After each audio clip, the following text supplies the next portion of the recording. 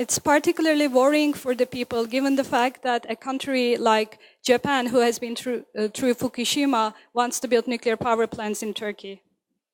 で特に福島を経験した日本がトルコで原発を建設したいということがですね、人々にとって、トルコの人にとって大きな懸念になっています。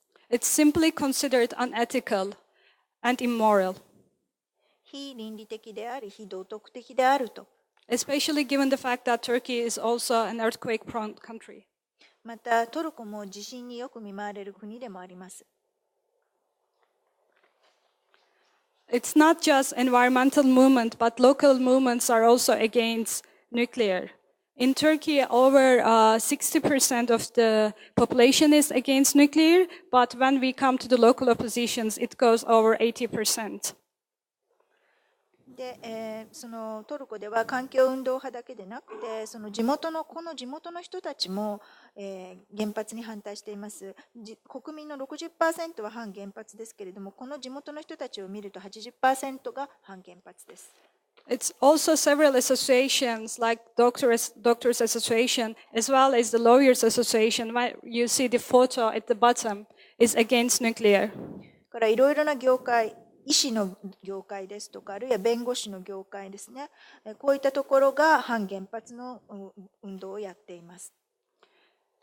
So now it's quite clear that the Turkish environmental movement and anti-nuclear movement will do what is possible to stop building nuclear power plants in the country. ですから、これからもですね、トルコの環境運動、そして反原発運動家が何とかして原発を作らせない運動をやっていくと思います。Good afternoon, everyone.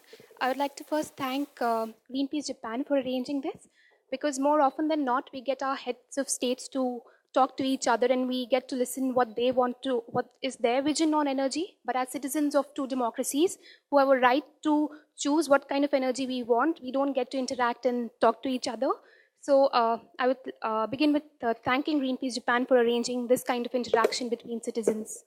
はい。まず日本のグリーンピースの方にお礼申し上げたいと思います。よくですね、各国首相とかそういった人たちは一緒になってお互いに話して、そういった人たちがエネルギーに対してどういった意見を持っているかというのばかり我々聞かされているわけですけれども、実際にこの2つの民主主義国家の市民たちがお互いどういうことを考えているのか、そしてどういったエネルギーを選択したいのかということを話し合う機会がなかなかないので、本当ありがとうございます。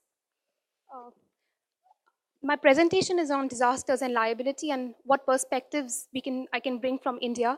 This is a picture of victims of Bhopal gas disaster. It's a picture taken in 2010 when the people had gone to meet Prime Minister to ask for a more stringent act and that the polluter should pay.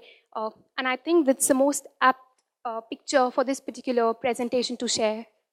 はい。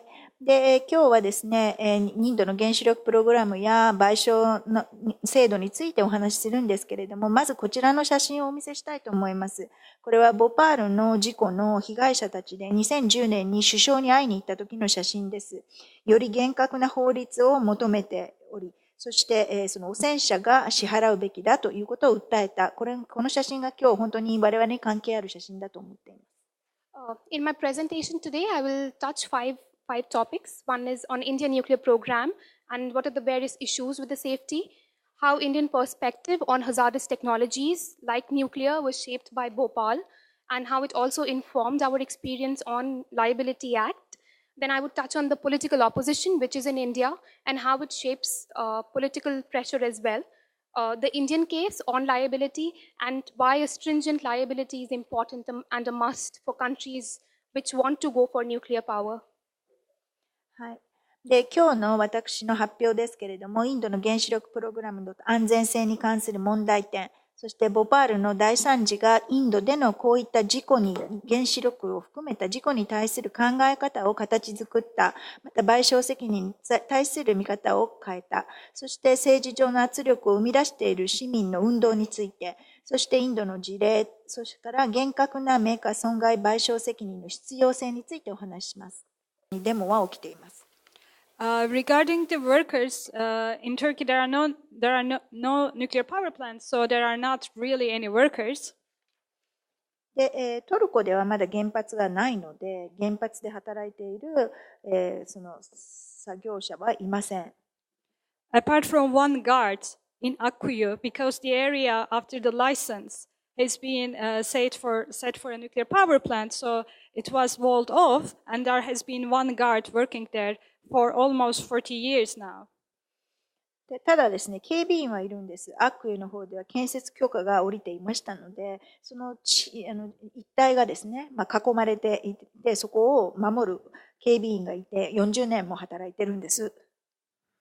He will retire in the next couple of years, so he spent his entire working life waiting for the empty space, and he is upset about it. で、この警備員ですが、たった一人なんですけれども、もう40年近く働いていて、あと数年で退職年齢になってしまって、全く何にもない更地のところをただ警備していたというだけで、彼自身も腹を立てて